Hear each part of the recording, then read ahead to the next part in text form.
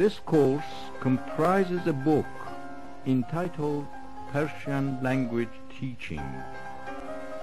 In Persian آموزش زبان فارسی.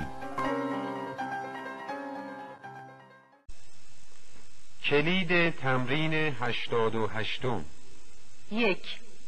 مردی به سن شما. 2. اتاقی به طول 8 متر و به عرض 5 متر. 3. پیرمردی به سادگی یک بچه. 4. پول من به اندازه پول شما نیست. 5. اتاق او به بزرگی یک جعبه بزرگ بود.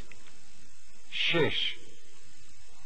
آیا لباسهای شما به تمیزی و شیکی لباسهای او هست؟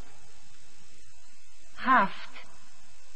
آنها چکی به مبلغ 1500 تومان برای من فرستادند. 8. ماشین به این بزرگی بنزین زیاد احتیاج دارد. 9.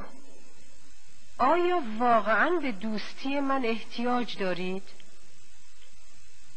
10. شما دیگر احتیاج به استراحت ندارید چون حالتان کاملا خوب است. 11. من احتیاج نداشتم پیش شما بیایم. 12.